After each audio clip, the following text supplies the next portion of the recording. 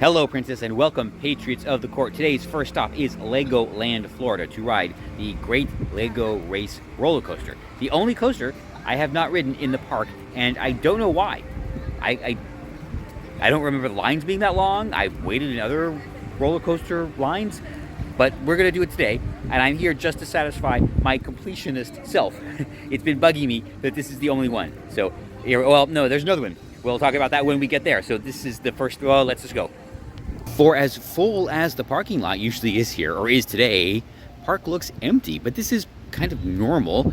All right, one of the reasons maybe I haven't ridden it is because it's in a place where you don't really get to that often. I mean, it's off to the side or something. Now, it means I'm gonna have to like go looking for it. Yeah, sorry about the wind. It's, well, it's a ride day, so I'm just on the phone. All right, so we are here, I think, and we gotta go here. I don't know. Oh, it's a bridge. Okay, so, all right, well, it looks like it's just a straight shot, so this should be easy. Even I can figure it out. Here we are. The waterfall is just back there, so I guess I can say it is just around the river bend. Here it is, my last credit for this park, the Great Lego Race Coaster. I guess I picked a good day to do this because there is no line, which means this is going to be in and out real quick. But don't worry, I know how to make it last when it really matters. I mean, at least 10 minutes.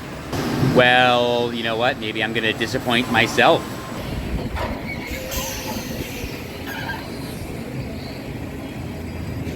All right, that was an awesome back row ride here on the Great Lego Race Coaster.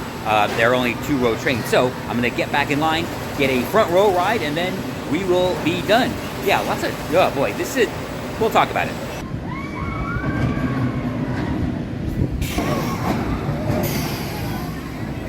Well, no, it didn't even last 10 minutes, but we got 2 rounds in. That's something, right? That was a super fun 2 rides on the Great Lego Race Coaster. Back seat, front seat probably didn't make a huge difference, but I can now say I have ridden every roller coaster in Legoland, Florida. So now we are off to complete that task in another park where, believe it or not, there is one roller coaster where I don't think I've ever ridden. That they would have casinos in a Legoland park is odd enough in itself, but who's going to take bets on when they're going to change this? Because unfortunately, the Mirage and Treasure Island will soon be no more. But before we go, and since we're here, let's do a little family-friendly story time about tits on an airplane.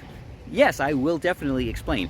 The movie Tropic Thunder recently came back to life, or just resurfaced in the culture because, well, let's just say there were certain bits in the movie, comic bits, that were hysterical at the time, and they still are, that, well, certain other elements of society were attempting to drag the stars and producers for things that absolutely would not fly today. And thankfully, Ben Stiller and I think a couple of the other cast members just came out and said, no, it was a good movie, it was funny, and we're just going to stand behind it, which is the correct answer. And I saw this movie. It is a very funny and creative movie. And this was way back, gosh, I don't know, the 2000s, early teens, whenever it was. I was watching it on an airplane. It was on American. I was probably flying, actually, I don't know where I was flying. It was a longer flight. I was up in the business class cabin, which, no, anyway. And there is literally only one scene in that movie that is visually provocative, shall we say. And it involves a model taking off her top and exposing her very ample bosom and presenting them, well, like I presented the Eggs Benedict on Virgin. Well, so I'm watching the movie, and it's perfectly tame until now, except, she removes her top. There they are at that exact second. We're not talking a few seconds before, a few seconds afterward. No. Right after she removed the top and started the jigglage, I heard, another drink, sir? Yes, the flight attendant happened to come by, ask if I wanted a refresher. At that exact moment, I was like, now is when the flight attendant comes by. It was a female flight attendant, and there were the feminine attributes right there on the screen. It was on a 15-inch laptop, so nothing to hide. Oh boy. Well, I simply said, oh yes, please, and slightly embarrassing, I guess, but hey, it happens. I do remember though, not a big thing. Up in the front part of the airplane, the movies that they offered on selection, I remember at the time, were a little bit more mature. I watched the one, Call Me By Your Name, up front, and that has some very interesting themes in it. And, well, if that movie's allowed, then I'm sure, yeah, bouncing titties are perfectly fine on an airplane. But yes, that is my story about Tropic Thunder. And I was just reminded of that when all this stuff happened with the movie. So, well, good on Ben Stiller and cast for defending the movie. Definitely worth a watch if you haven't seen it. And don't watch it on an airplane. If you do, well, actually, well, you know what, today, maybe I should try and watch it on an airplane and see what happens now. No apple fries today. That would just be a sugar on sugar crime. We can't leave without saying goodbye to Chewbacca and his friend, Renee, is it? I'm not sure. Well, later, Chewie. Speaking of Chewie, I have not eaten today. By the time I got downstairs to the hotel breakfast, they were already packing up. Oh boy. But that's okay, because hopefully I will get samples and bucks to spend at Busch Gardens.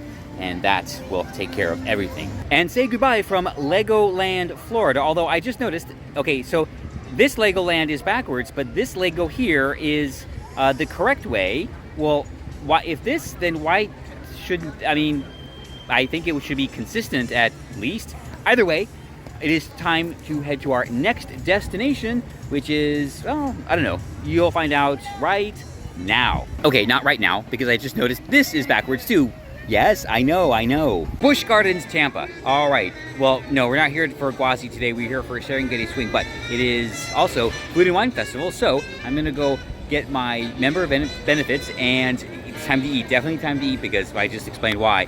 All right, yeah, that way. I would love to, but today we have one goal and two goals, and I want to get home. Just a quick update and a reminder, always check your benefits, because they do vary park to park. I had to go back to guest services to get my cards because the past member booth over here is not there. We get 2 samples from Food and Wine and no $10, but the quick queue here at Busch Gardens is now, it now works on every attraction, including Gwazi and Serengeti Swing. So yeah, perfect.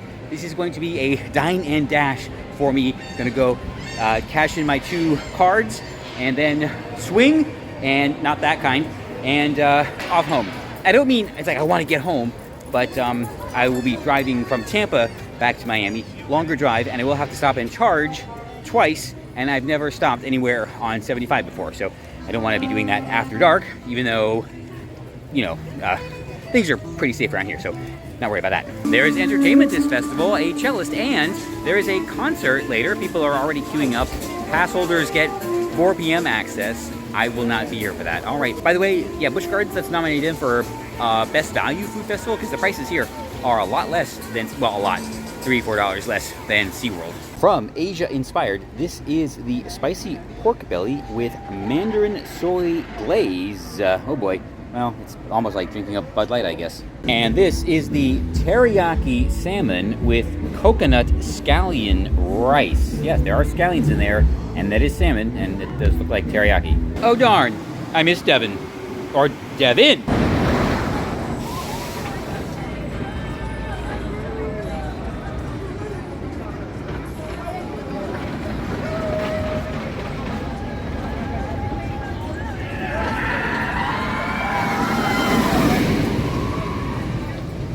Unfortunately, not today, but those 2 treats were very delicious. The pork belly and the salmon.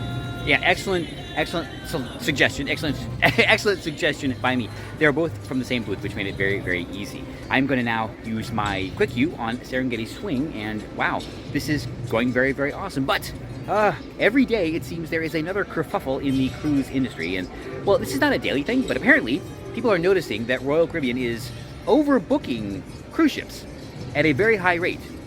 Now, here's the thing. It works differently than airlines. No one's going to show up to the terminal.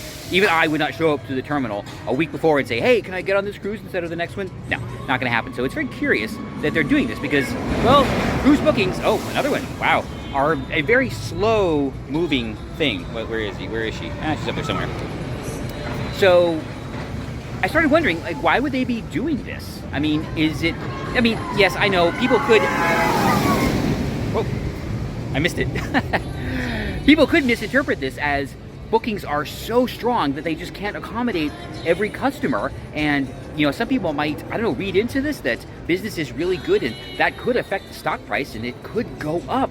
I mean, if the stock price did go up because of these mistakes, I'm sure they would correct the record because nobody would think about doing that. And I mean, they would definitely want to do the right thing, right? I don't remember the last time I rode the train here at Busch Gardens, but well, here's the bad boys. Yes, there is a sign. There she is, Serengeti Flyer. Something this park did need, another decent flat ride or another thrilling flat ride.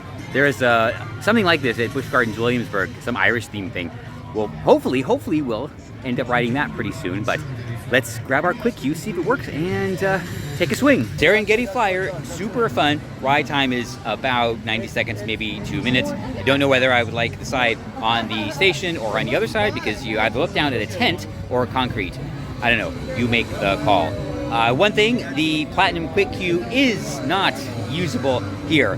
But is it really that big a deal, Busch? Come on, because the whole time standing in line, I think I only saw 6 people try to use their Platinum Quick Queue, so it's probably not that big of an accelerator. Either way. Oh, and the posted time of 35 minutes when I got in line, it doesn't really feel like it was 35 minutes. I didn't start a timer, but yeah, it didn't feel like 35 minutes, so it was worth it. Now, off to, wait, did I say this is goal 2 of 3 for today? Yes, there is one more, and I still have that Quick Queue. Not that I would need it for this ride, but yes, we have to go take care of one more thing. There's the elephants having some fun. Oh boy, well there was something up on that ledge they were after. Falcon's Fury is back, but that is not where we are headed. No, not up there. We're headed over here. Scorpion, yes, the only roller coaster in the park that I cannot definitively say I have ridden out. It has been here for a very, very long time. So I will acknowledge there is a greater than 0 chance that I have, but I have no working memory of this, and we're going to solve that right now. Well, there's Scorpion. That is, well, I've now completed the circuit, the roller coaster circuit here at Busch Gardens, verifiably, or at least within memory. This is significant, I guess, because it's one of the dwindling number of Schwarzkopf roller coasters that are still operating. It is, well, it's not smooth, but it's not rough. So, yeah, I don't know why I've avoided it. I think, you know why? Because it's closed. It had been closed very frequently. But either way, fun ride. The inversion, the loop, it's nothing there. And I've heard that this helix can cause grayouts, but I was fine. So that is a good thing for my upcoming, hopefully, trip to Carowinds. I think it's Carowinds. So, yeah. All right, I'm done here, I think. Hold on. Well, let me think. We'll be right back.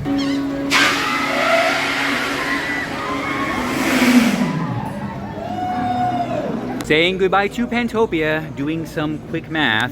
4 hours back to the palace because Tampa is, or Busch Gardens is a little bit further than Orlando, so gotta take that into account. And I will have to stop and charge, so hopefully won't be getting home. Well, I'll be getting home that late, but later than I, well, kind of had wanted. But that is okay because still plenty of time to get a good night's rest. Because tomorrow it is back to normal life. I know, these little weekend trips. I think I'll start calling them coaster cruises. How's that? But a long drive after a fabulous weekend of new attractions, and we'll say goodbye to old attractions. You know what? That is a price I'm willing to pay, and it is why I am very thankful for my problems.